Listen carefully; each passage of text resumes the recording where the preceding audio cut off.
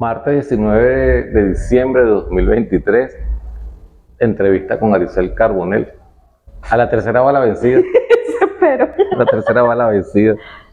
Esto debemos confesarlo luego de par de inexplicables fracasos en las tomas de la entrevista. Un video que perdimos, que se corrompió y simplemente no funcionó.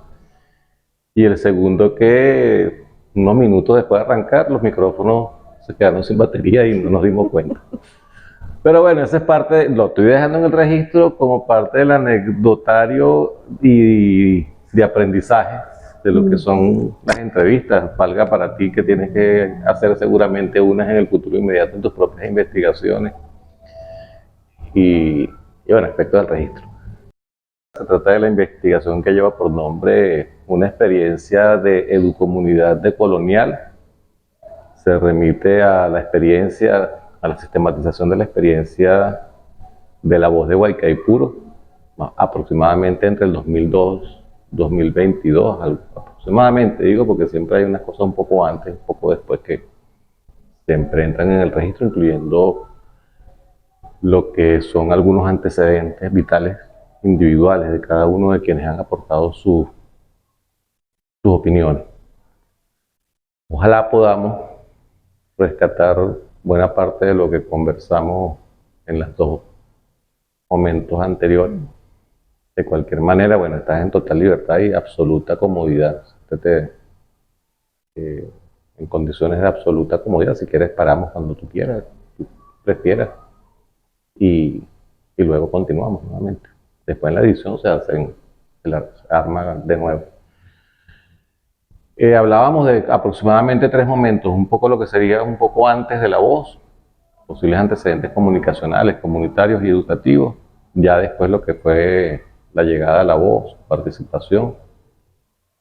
En el caso tuyo hay un primer momento como productora, después un segundo momento como miembro del consejo directivo. Eso es más o menos el relato. Bienvenido una vez más. gracias, Eli. Creo que ya me aprendí un poquito de memoria Algunas cosas. los inicios. Sí, y cositas que a uno se les va olvidando en el camino y las retoma, ¿no? Bueno, mi llegada a La Voz de Guaycaipuro fue fortuita. Eso fue en el año 2004, septiembre de 2004, cuando yo llego a la radio comunitaria La Voz de Guaycaipuro. Y bueno, fue gracias al trabajo que yo estaba haciendo para el momento, que era referente a la defensa de los niños, niñas y adolescentes.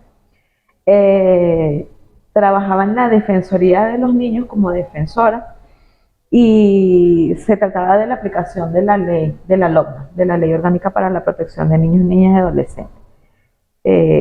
En ese entonces estaba la prefectura como ente garante de que esa oficina existiera, y allí aplicábamos programas educativos, formativos, programas de conciliación. Hacíamos conciliaciones con las familias, con los padres, las madres, los vecinos, por conflictos familiares o vecinales, o por incumplimientos por parte de las escuelas y esas cosas, ¿no? Tenía que ver con métodos de conciliación. Eso era el pilar fundamental de lo que era la Defensoría del Niño. Y entre los programas educativos e informativos se aplicó uno que se llamaba Formación de Defensores Juveniles, donde estaban chamos desde los 12 años hasta los 17 años, casi para cumplir los 18, formándose como defensores de sus derechos y cumpliendo como pasantías en escuelas, ¿no? Ellos aprendían sus procesos de defensa de niños, niñas y adolescentes, aprendían sus derechos, e iban después a los colegios a enseñar lo que era la defensa de la ley y tratar de concretar allí en los colegios lo que era una defensoría escolar. Bueno, en ese proceso de aprendizaje de esos muchachos eran más de 15 chamos, de los cuales siempre nace un líder. Ese líder se consigue con Carmen Díaz, productora de la radio comunitaria La Voz de Guaycaipuro. ella le ofrece, se entera de este proceso formativo y ella le ofrece un espacio en su programa. Este espacio se convirtió en un espacio, un programa cada 15 días. El programa se llamaba Arte y Parte. Como yo era la que vivía acá en Los Teques y era una de las promotoras que andaba con ellos y algo así como en la alcahueta, ellos me invitan a que los acompañe en su programa. Yo no sabía que la radio existía, no tenía ni idea, no tenía ni siquiera la más remota idea de que yo iba a hacer radio. Mi plan profesional era ser abogado. Bueno, los acompañé, ese programa se hizo durante más de un mes aproximadamente. El órgano directivo se da cuenta de que había un programa dentro de un programa y nos ofrecen un programa aparte. Espacio propio. Un espacio propio. Nos los dan el día domingo en la mañana. Y bueno, nos fuimos los días domingos en la mañana a hacer nuestro programa con toda la flojera del mundo, ¿no? Porque no es fácil hacer un programa como este un domingo en la mañana cuando, bueno, se supone que si uno trabaja de lunes a viernes, uno lo que quiere es dormir los domingos. Pero bueno, la cosa nos gustaba y bueno, vamos a darle porque, bueno, si sabemos cosas, es importante que los vecinos de Los Teques, la gente de Los Teques sepan lo que nosotros sabemos, compartir lo que sabemos. Y bueno, fuimos, entre ese grupo eran como 7 chamos, entre ellos estaba mi hija, 6 años, tenía Mariana cuando eso, y el más grande tenía 17 años, que era como el líder del grupo, ¿no? Ellos planificaban su programa, hacían su programa de manera natural, no había intervención absoluta de un adulto, porque bueno, ya sabíamos de que en un inicio en la ley les decían a los chamos que bueno, que tenían derecho a participar, claro, y a expresar su propia opinión, y la radio les dio esa oportunidad a ellos que difícilmente podían conseguirla en otro espacio, ¿no? La experiencia fue avanzando, el gusto a la sopa nos fue atrapando y bueno, nos tocó entonces hacer el taller. El taller era como el acercamiento a la comprensión de lo que es una radio comunitaria. No recuerdo el nombre que le daban, que todavía le dan, inducción a la radio comunitaria. Era el taller. Iniciación a la radio. Iniciación a la radio comunitaria. El facilitador era Ruckleman en ese momento y el taller fue en los espacios de lo que hoy es el salón múltiple del Consejo Municipal de acá de Guaycaipuro, ¿no? Era un salón hostil, hacía mucho calor, los banquitos eran unos banquitos chiquiticos sin respaldar, un poco echamos y recién llegados a la cosa de lo que era la comunicación y todas estas cosas colectivas que no comprendíamos, ni yo que era la más adulta, nos hacía como, nos daba cansancio, pero sin embargo como nos gustaba, bueno, vamos a hacerle entrepando, y no era fácil tampoco escuchar a Ruckleman, ¿no? Eso fue el día que yo aprendí lo que era el pensamiento ácrata, desde la anarquía. El pensamiento anarquista desde el pensamiento ácrata, el anarquismo del pensamiento ácrata. Y se me quedó la cosa y fui investigando más, ¿no? Eso fue como una pequeña dosis de la politización en la que la voz de Guaycaipuro, sin decirlo, te va llevando, ¿no? Poquito a poco. Posterior a que hicimos este taller de inducción y todo eso, el programa fue creciendo y fueron creciendo los enanitos. Se fueron haciendo adultos, se fueron graduando, se fueron yendo, fueron haciendo sus cositas. Y el ciclo de niños, niñas y adolescentes en acción, que se puede decir que fue el primer programa de chamos en la radio comunitaria La Voz de Guaycaipuro, termina su ciclo. Y paralelamente también estaban los Caras Sucias. Algo así como un tiempito después se arman los Caras Sucias con un tema diferente, más hacia los asuntos de intereses de los Caras Sucias, ¿no? Que es lo que le gustan a los chamos, más abierto, era un poco más participativo, no tenía limitación alguna. Y entonces los muchachos también quisieron que yo los apoyara en la asesoría y en la alcahuetería, ¿no? Entonces, que no voy a decir en qué cosas los alcahueteaba, pero bueno, pues si ellos llegan alguna Que no vez... quede registro de tal cosa. Sí, que no quede registro de tal cosa, pero ellos si llegan a leerte y a ver el video, se van a reír y se van a recordar de sus cosas locas, ¿no? Me tocó darles talleres de convivencia a los muchachos y fue una experiencia muy distinta en el caso de estos chamos de los Caras Sucias, porque ellos tenían otras vivencias muy distintas a los chamos que teníamos en Niños, Niñas y Adolescentes en Acción. Claro. Esto fue más espontáneo, ¿no? Los Caras Sucias fue un grupo más espontáneo.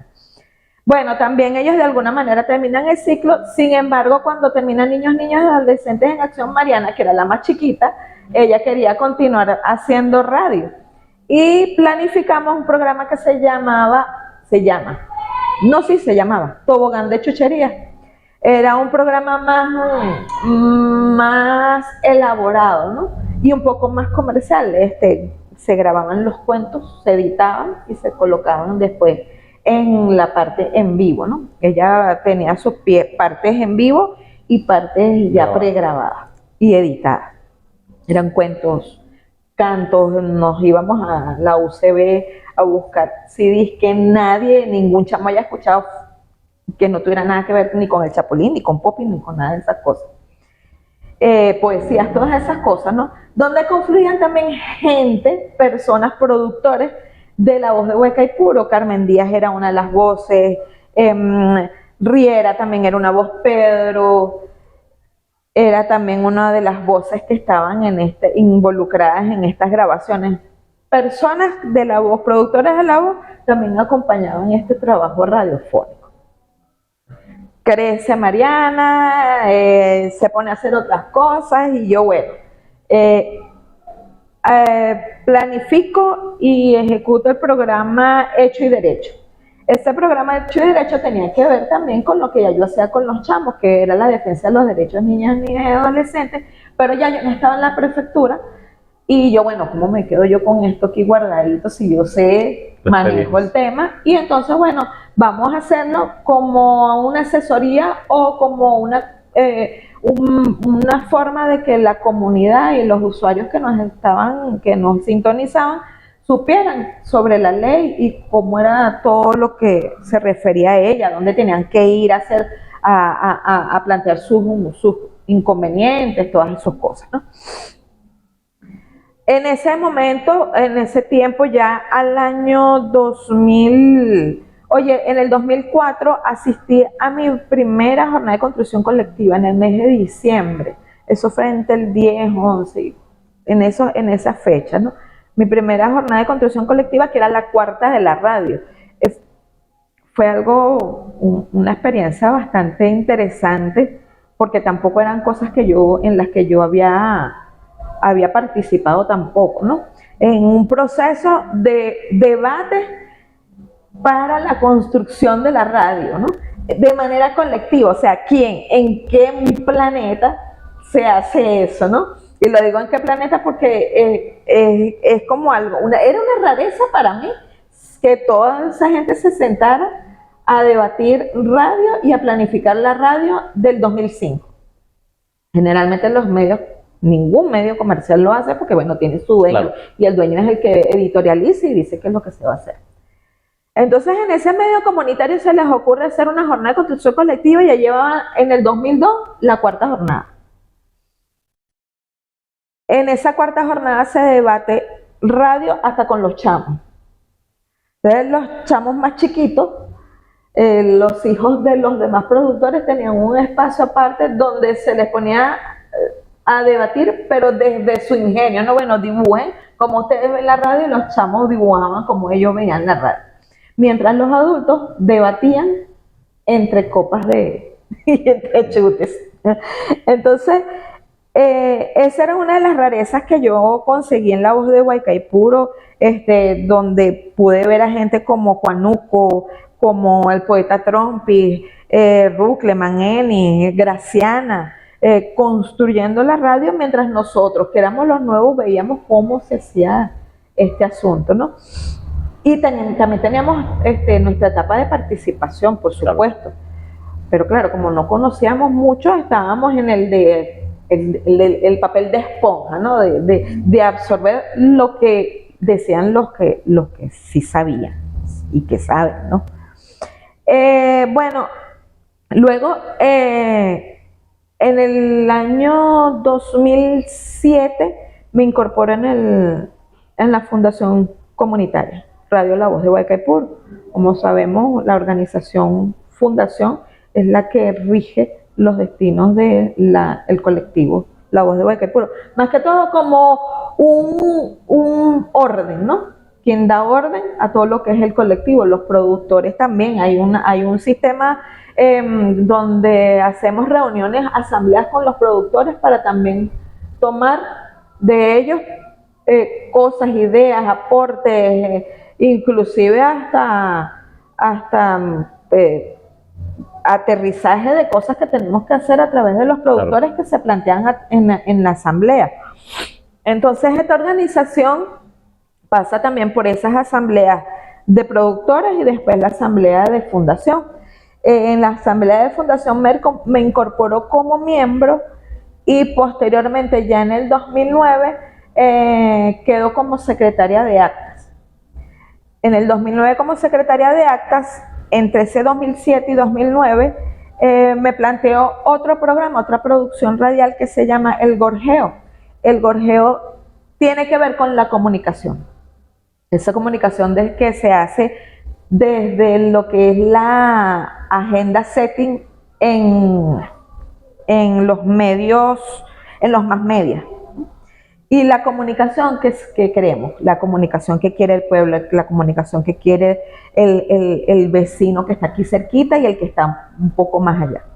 Y las redes sociales, cómo es ese relacionamiento entre las personas, cómo se construye, de dónde, cuáles son las intenciones de las redes sociales y cómo nosotros podemos voltear esa ruta de las redes sociales, de alguna manera ver cómo podemos utilizarlas para el beneficio de la revolución. Eso es un poco lo que trata el Gorjeo. Entonces me planteó ese programa, incluso con entrevistados, y posteriormente, en el año 2010, en ese interín, fui electa presidenta del órgano directivo, junto con Elizabeth como vicepresidenta. Y nos tocó hacer un trabajito allí bien interesante, que era organizar de manera más concreta, más que se ajustara a nuestros estatutos. Y en el año 2011 teníamos la concesión vencida, pero para poderla volver a renovar teníamos que apegarnos a lo que los estatutos estaban dispuestos, que fueron los estatutos que se crearon en el año 2002, justamente en abril, si no me equivoco, 8 de abril, fue que la Fundación Radio Comunitaria La Voz de Guaycaipuro tiene partida de nacimiento, porque ya la fundación el colectivo, ese pensamiento de medio comunitario, viene ya desde el año 2001. Entonces, nos tocó organizar la primera elección secreta, de voto secreto, un elector, un voto, en la Fundación Comunitaria La Voz de Guaycaipuro, con campaña y todo, con medio electoral, con organización electoral, con una comisión electoral que era la que se encargaba de regular la campaña, incluso hasta de hacer todo lo que eran las papeletas, la urna electoral, todo eso. Así planteamos en ese momento la elección del órgano directivo. Aricel queda como presidenta en el 2011 y Elizabeth Romero queda como vicepresidenta. Como secretario, si no me equivoco, quedó Jesús Jesús Medina, asesor estaba Eduardo Rojas y en la Contraloría estaba Aglay, nuestra siempre Contralora, y bueno, es que tenía la virtud de Contralora. En ese momento fuimos dotados por segunda vez con el convenio Cuba-Venezuela. Esa dotación conllevaba a un transmisor con más potencia, a un sistema radiante diferente que ya era antena y receptor y transmisor en un sitio, y el equipo radiante enlace en cabina, entre otras cosas, ¿no? Ya era el switch de internet y todas esas cosas, ¿no? Así que bueno, la radio fue consolidando un poco más lo que fue lo que era su parte técnica, a la par que estábamos consolidando lo que era la organización interna, porque también en ese momento, paralelamente, nos planteamos reorganizar las coordinaciones.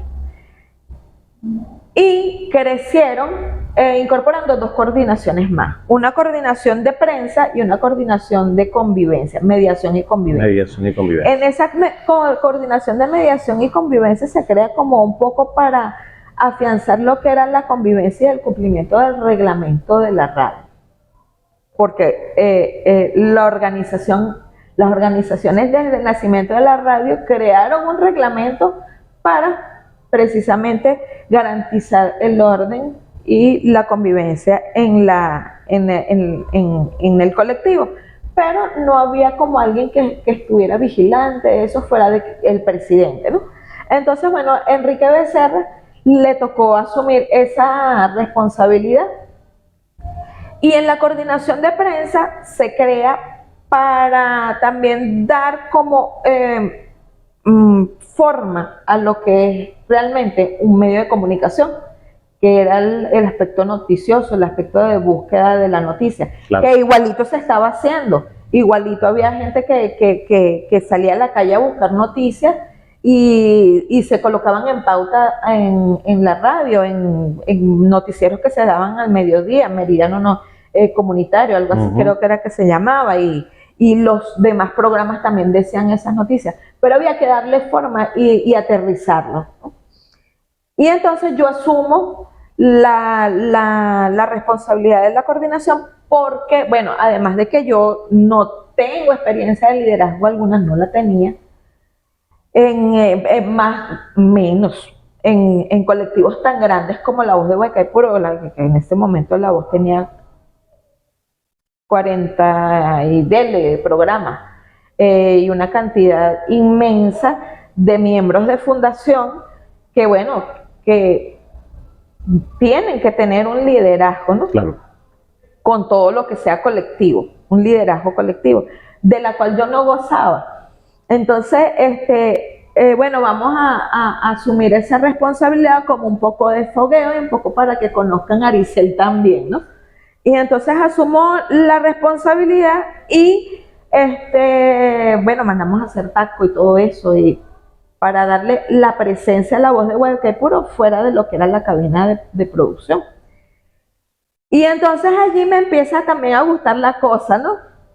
Le terminé de agarrar ese sabor a lo que era la comunicación y cómo era que se construía esa noticia, cómo se percibía esa noticia, cómo dónde se buscaba la noticia, cómo hacíamos.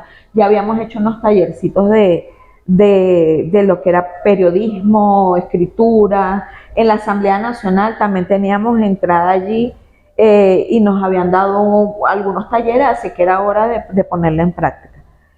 Y ahí me cae la locha de que, bueno, no, ya va. A mí lo que me gusta entonces es esto, ¿no? Ya no vas a ser abogada. No, ya no vas a ser abogada. Ya, bueno, ya había dicho ya que, bueno, que lo del derecho ya como que era, ya había muchos abogados aquí en el país.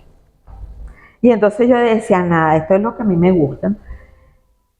Estaba llegando también un momento de politización más serio, porque tampoco, yo nunca milité en ningún espacio político fuera de lo que era la política en materia de niños y adolescentes. Y entonces llegué también al Partido Comunista de Venezuela, me incorporo al Partido Comunista de Venezuela y estoy también militando fuertemente en lo que es La Voz de Guaycaipuro. Todo ese proceso de organización, de liderazgo, de convocatorias a órganos directivos, todas esas cosas, que pareciera que fue abrupta, pero fue un reto que asumí. Claro. Sin miedo al éxito, como dicen por ahí. Claro, tenía el apoyo de Elizabeth, una mujer que sumamente politizada, militante del Partido Comunista de hace muchos años, así que bueno, qué mal podía pasar, ¿verdad? Y bueno, además que allí en ese momento también la amistad entre Elizabeth y yo se afianzó más.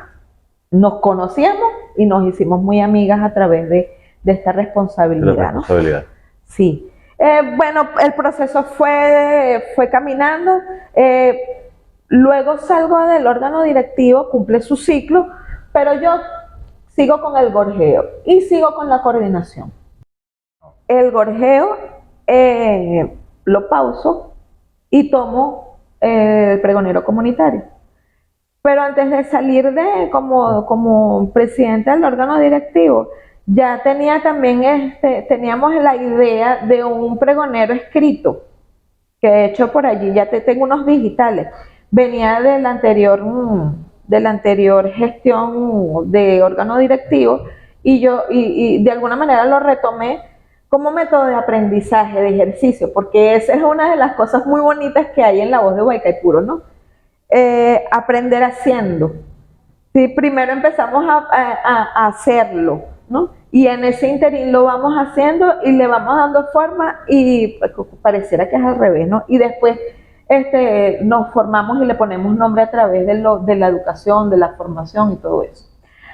En lo que yo llegué, casi lo olvido, que llegamos Elizabeth y yo al órgano directivo, teníamos un pensum. Un pensum de formación radiofónica, es que se llama, ¿no? Radiofonía popular se llama el pensum.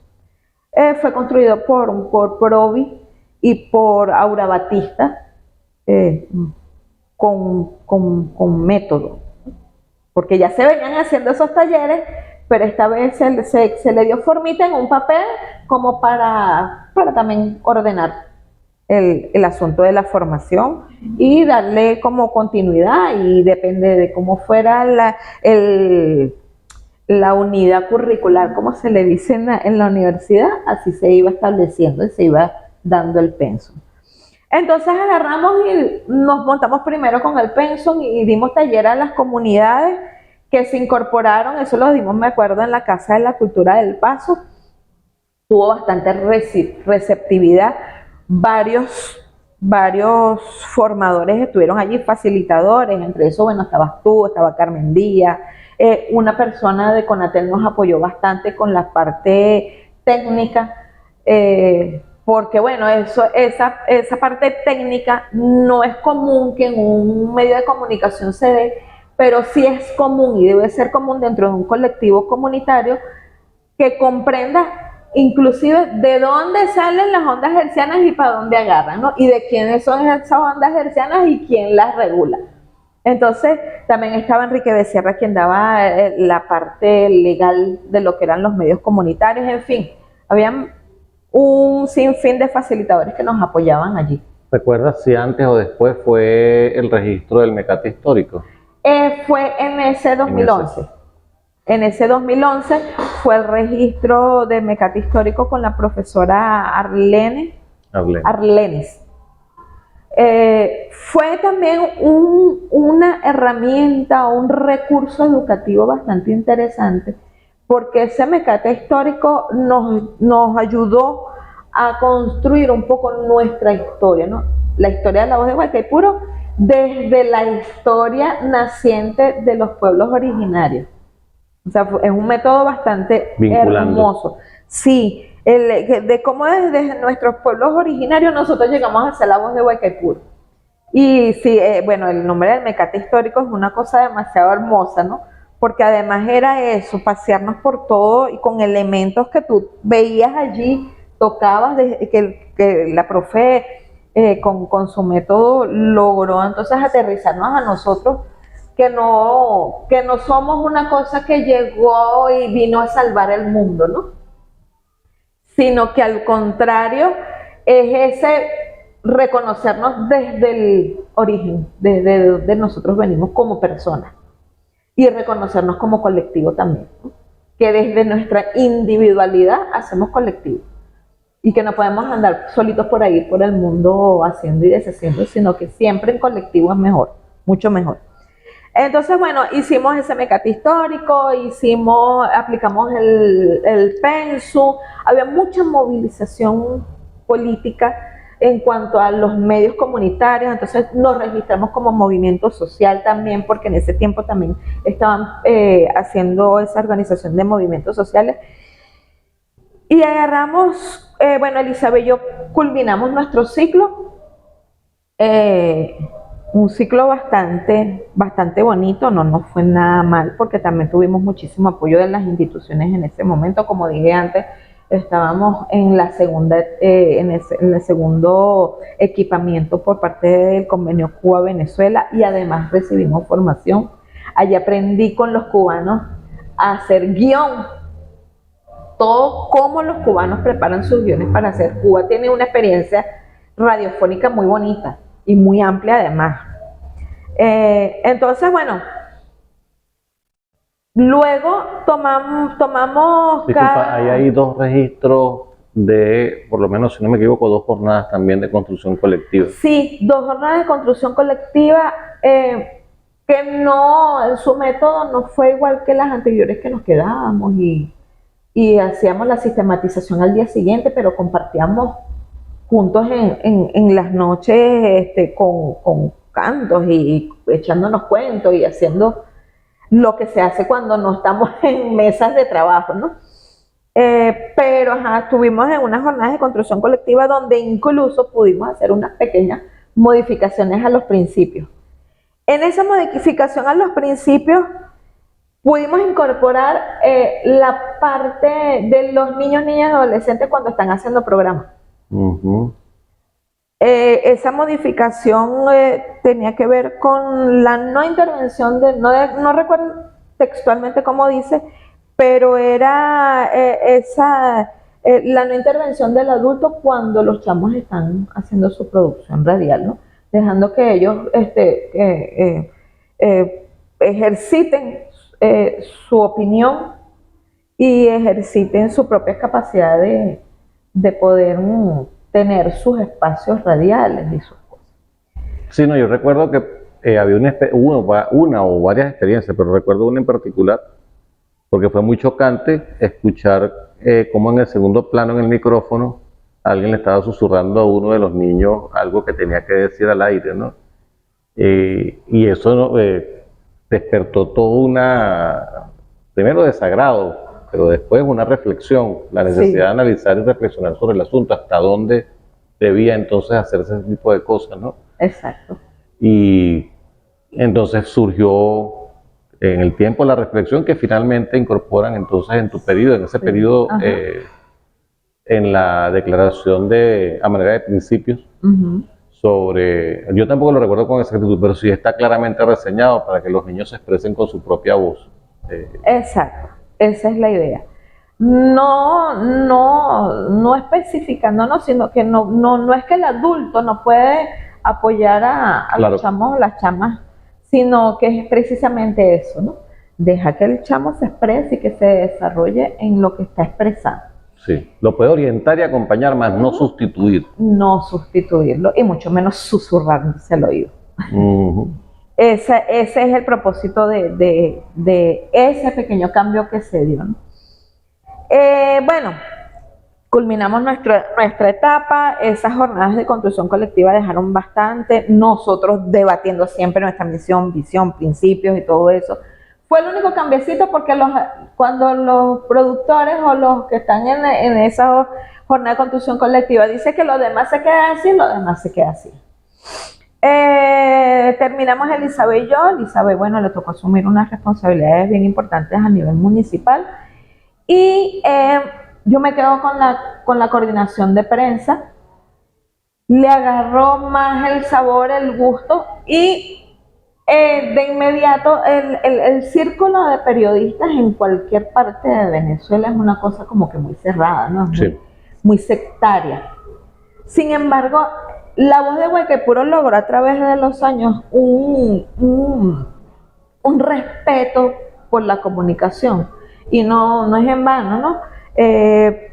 Porque asumen la responsabilidad comunicacional desde las comunidades como algo muy serio.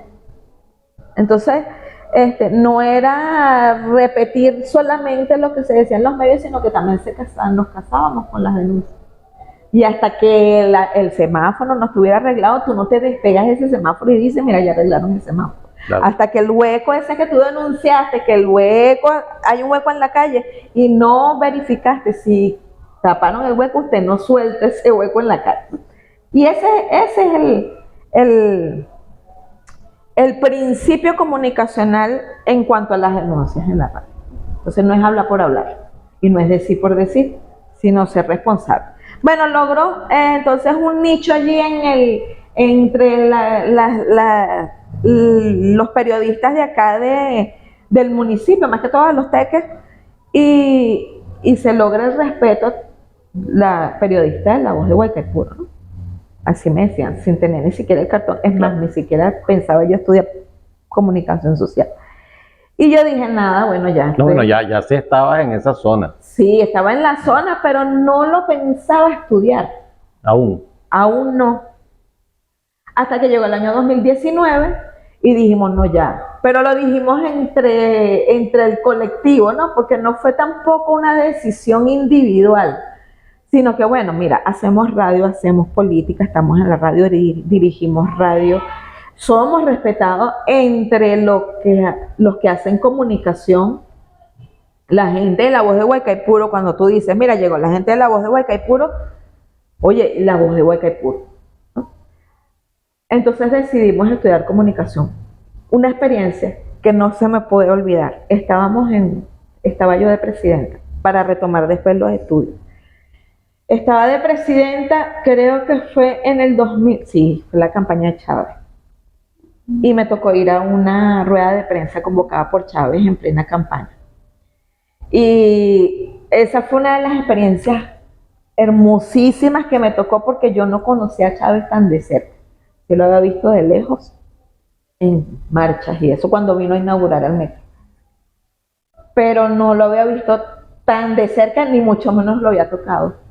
Entonces me tocó asistir a esa rueda de prensa y casi que me toca a mí hacerle una de las preguntas como medio de comunicación. Lo que pasa es que no sé, hubo algo allí que, bueno, dejaron a un compañero de otro medio comunitario y le tocó ser como el vocero de todos los medios comunitarios que estaban allí. Pero no puedo dejar de recordar esa experiencia porque Chávez era un experto en romper el protocolo y luego que termina la rueda de prensa logró tomarle fotos, le hice un videíto, inclusive hasta salgo allí en YouTube está la rueda de prensa y salgo por allí. Recuerdo clarito que antes de empezar la rueda de prensa, él echa el cuento, mira, trajimos pequeños y eso, y mira, me afeité, cómo quedé, y yo desde atrás de abusadora, que yo estaba casi en la tercera fila, cerquita, le dije, hermoso, ¿no? La compañera de Venevisión voltea y se ríe, y entonces él me vio así como, me vio así, ¿no? Claro. Me flechó. Entonces, esa fue una experiencia demasiado hermosa para mí. Luego él se acercó y nos dio la mano a todos. Y yo, mira, de allí. Lo digo porque la energía de Chávez era algo indescriptible. No es igual a ver a otro mandatario que de aquí venezolano que uno tiene, nunca es igual. Él tenía una energía, un imán increíble, que es indescriptible y que los que lo conocieron y pudieron acercarse a algún momento saben de qué estoy hablando. Entonces, eso fue una de las experiencias mías como reportera comunitaria en La Voz de Guaycaipuro que me marcaron a mí la vida para siempre. Entonces en el 2019 decidimos en colectivo estudiar. Ya en el 2017 yo entro con la ayuda de ENIS, entro al Consejo Legislativo y me toca trabajar como asistente administrativo, como la asistente tuya, en la Dirección de Relaciones Institucionales. Esa Dirección de Relaciones Institucionales tiene una jefatura de prensa. Exactamente. Bajo la responsabilidad de un jefe de prensa, y estaba mi amiguita Andrea. Y bueno, apoyando allí de vez en cuando a prensa, hasta que bueno, llega el momento de estudiar y dijimos, no, tenemos que estudiar comunicación social, porque si estamos haciendo esto y haciendo lo otro, que hacemos nosotros aquí sin ponerle nombre a todo lo que ya sabemos hacer. Ya yo sabía escribir notas de prensa, ya venía de hacer el pregonero escrito, que lo dejamos en digital, y era como algo interno, ¿no? Bueno, hicimos un encuentro de medios comunitarios a nivel estatal, se escribía y eso se mandaba de manera digital a los miembros de la radio, para que ellos tuvieran fotos y tuvieran información de qué era lo que hacía. Entonces nos metemos a estudiar en la UBB, Comunicación Social Misión Sucre, para ser más preciso. Disculpa, no sé, no recuerdo ahorita en qué momento, pero eso hay una reflexión del periodo incluso en que yo estoy en la directiva, de que uno de los problemas que se diagnosticaba reiteradamente entre la discusión colectiva es que éramos un medio de comunicación incomunicado. Recuerdo la frase exactamente, somos un medio de comunicación incomunicado, hacia adentro. En este caso, los productores con frecuencia no sabían, llegó un momento en que no sabía, el que iba el lunes no sabía qué estaba haciendo el que iba el jueves, ¿no? Qué iniciativas habían, qué actividades, incluso tomaban algunos, y entonces bueno, eso nos originó la necesidad de ir ahondando. Ahí se generó la carpeta, se generó el libro, la bitácora, la carpeta de pautas, se generó el libro, bueno, el de la bitácora se llevó desde un principio, pero un poco también la revisión de la bitácora, que no era nada más de la junta directiva. Es que la tecnología nos agarró con la radio. Claro, además que no es cualquier momento, porque pues, creímos que ahora que tenemos todo esto, el WhatsApp y todo lo, creemos que siempre estuvieron allí, ¿no? Y la radio, yo recuerdo que el primer teléfono que usamos fue un tango de Motorola. El gris. El que se llegó a usar, sí. Y lo que nos comunicábamos era con el correo electrónico. Y usábamos mucho correo electrónico. Todo lo digital, sí. Pues. Y los radios estos FM que en algún momento tuvimos también punto a punto, 2 metros que se usaron. Pero el fenómeno es que la radio evoluciona junto al proceso de aparición de las nuevas tecnologías. Justamente. De hecho, yo recuerdo que la cartelera era algo que tenía que estar. La cartelera también fue una respuesta. Nos tocó en alguna oportunidad encargarnos al equipo de niños, niñas y adolescentes en relación tener la cartelera bonita, ¿no?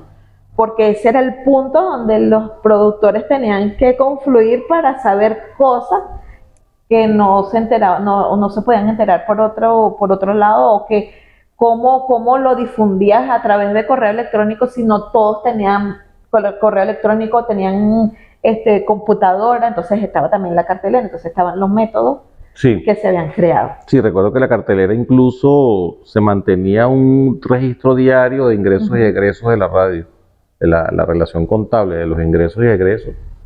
Aparecían reseñados cotidianamente, iba entrando el dinero y se iba diciendo, bueno, no, la facturita se gastó en esto, se gastó en esto. Incluso los aportes. Los aportes por productores, todas las fórmulas controladas, pero además transparentadas en la cartelera, y otros instrumentos de comunicación como el correo electrónico.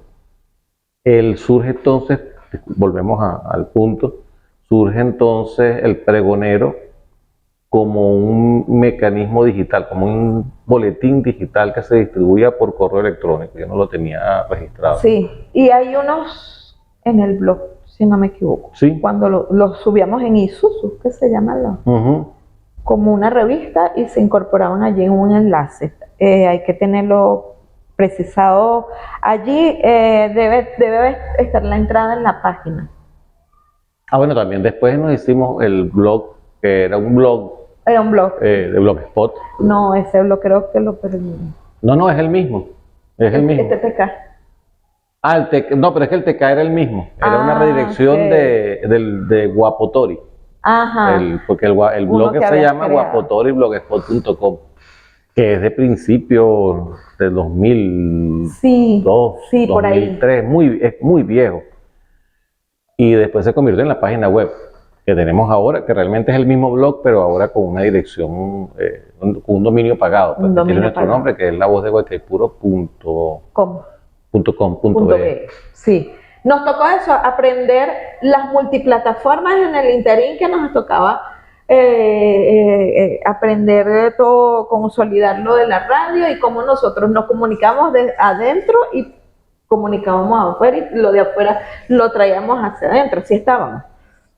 Entonces, pero estaba la voluntad de aprender y eso es lo que a nosotros nos ha hecho exitosos, la voluntad de aprender y de conocer sobre todo eso.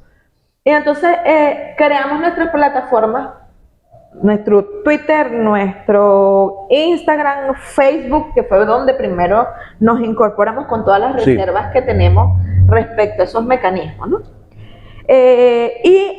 Aprendimos a manejar entonces el blog de atrás para adelante y de adelante para atrás. E inclusive con el dominio y todo eso, ¿no? Entonces, pero sí, ese mecanismo interno lo administrábamos precisamente por eso, porque nuestros momentos de encuentro no eran periódicos y entonces necesitábamos un periódico interno. Entonces decidimos estudiar, en el 2019 nos incorporamos a la misión Sucre, Enis, Eleazar Provi, con Diana y una compañera que nos conseguimos en el camino allí en ese semestre con Suyi, para darle forma ya y para academizar lo que ya sabíamos, como una forma hasta de proteger a la radio, ¿no?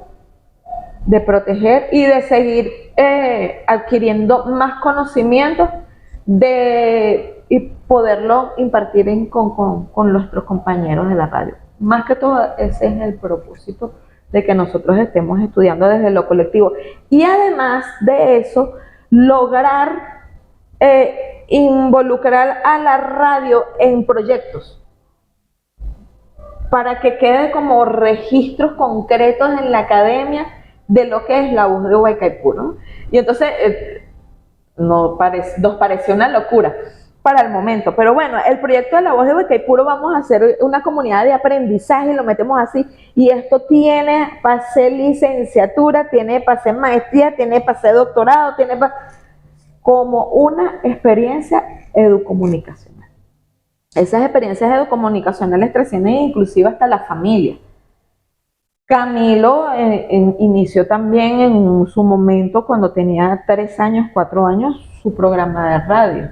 Porque si nos ve a nosotros haciendo programas de radio, bueno, Camilo también inclusive, o sea, ¿quién se imagina un niño de 3 años haciendo radio junto con niños de un refugio de dignificados que perdieron sus casas por las lluvias? Entonces los chamos metidos en la cabina con Camilo haciendo programas. Ahí debo hacer la nota para el registro.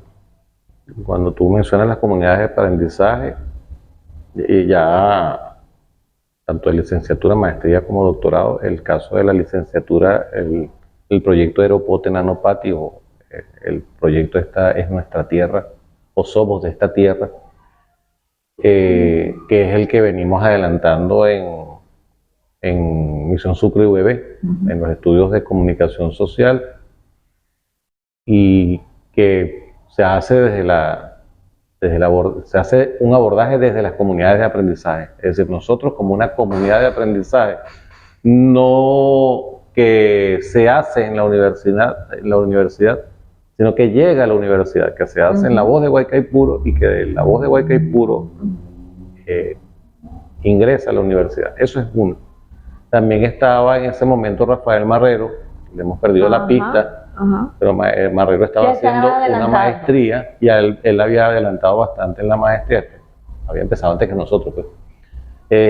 Aun cuando él es de Derecho, estaba trabajando comunicación en la maestría y también entonces suscribió el asunto de la comunidad de aprendizaje y sumábamos entonces nosotros nuestros aportes a la experiencia que venía desarrollando Marrero.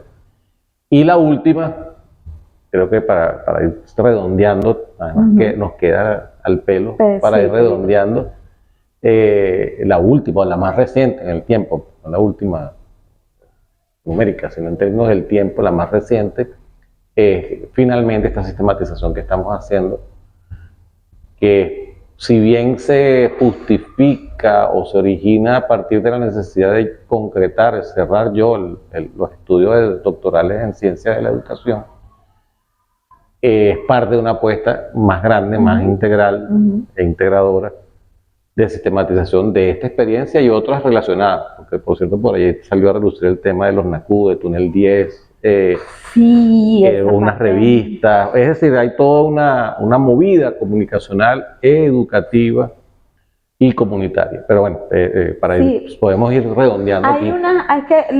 Todo tiene influencia, todo tiene cuando nace porque te inspiró algo, ¿no? El asunto de los NACU no quiero dejar de decirlo, porque tampoco yo nunca decía, bueno, yo nunca pensé que iba a poder ni siquiera tener una publicación, y lo hicimos porque fue una iniciativa colectiva.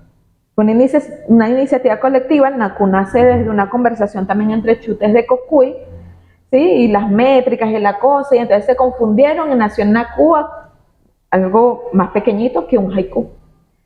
Entonces, la brevedad, ¿no? La brevedad. Era eso. Lo que es la brevedad en la poesía. Y bueno, Cristel se le volaron los tapones, llega de España, ve la idea como nació y dice, nada, esto hay que publicarlo. Y nos pusimos a estudiar poesía, sus métricas, y después a hacer NACU. O sea, ya los NACU, ya pienso en NACU. Y logramos hacer una publicación. Entonces, publicación digital. Sí, y la editorial Túnel 10. Exacto. Y es una publicación colectiva, ¿no? No es un solo autor.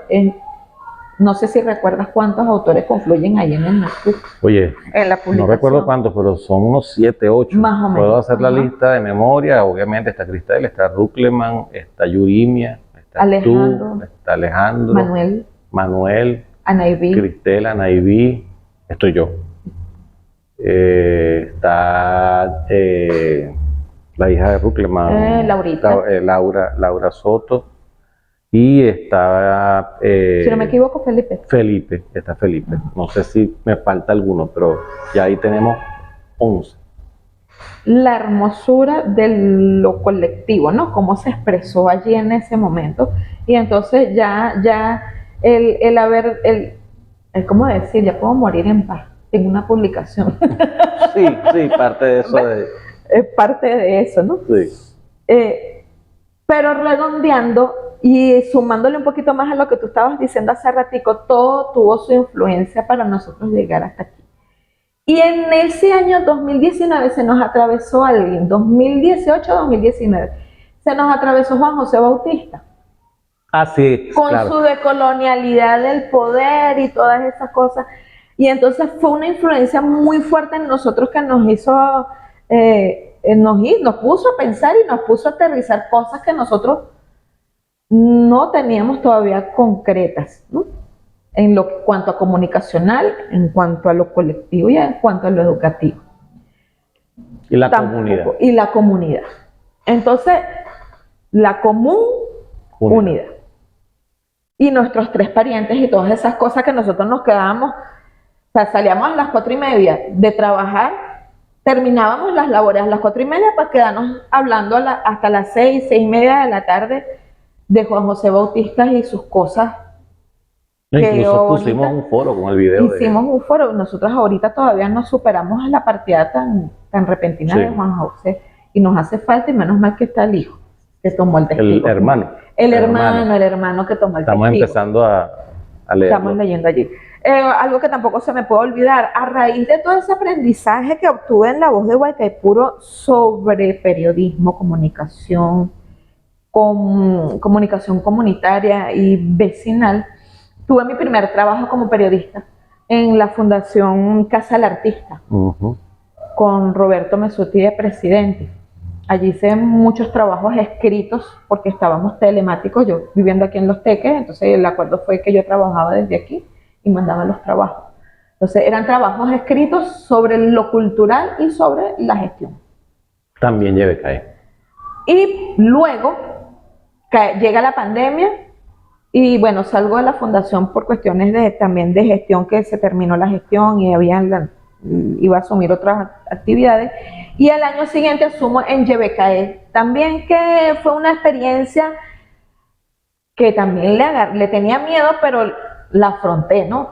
Porque tenía que editar mis audios, tenía que ir a buscar los audios a la calle y editarlos yo misma y mandar el audio no más de 1 minuto de información, porque eso se transmitía en los noticieros de las 12 y de las 6 de la tarde. Entonces, y una de las cosas por las cuales me llamaron era porque yo trabajaba en un medio comunitario, ¿no? Entonces era la confianza que tenían esas personas en los medios comunitarios que lograron de que yo entrara, porque bueno, los profesionales se estaban uniendo. Cierto. Estaban emigrando y además que había un problema económico allí, que ya los profesionales no querían seguir cobrando lo que se estaba pagando. Y por supuesto que a mí me convenía porque también eran nichos de aprendizaje para mí. Entonces, hoy asumí otra responsabilidad, que es en la coordinación de prensa del Consejo Legislativo. Aún no me graduó, nos graduamos el año que viene todas las patotas. Todas las patotas nos graduaremos el año que viene. Y la experiencia fue al revés, ¿no? Primero aprendimos y después nos graduamos. Y eso fue bueno. 1000 veces gracias al colectivo de La Voz de Huaycaipuro y a lo que la esencia de La Voz, una radio viva, una comunidad viva, ha podido lograr, aunque sea en mi experiencia individual, dentro de un colectivo. Muchísimas gracias, Aricel, de verdad. Gracias.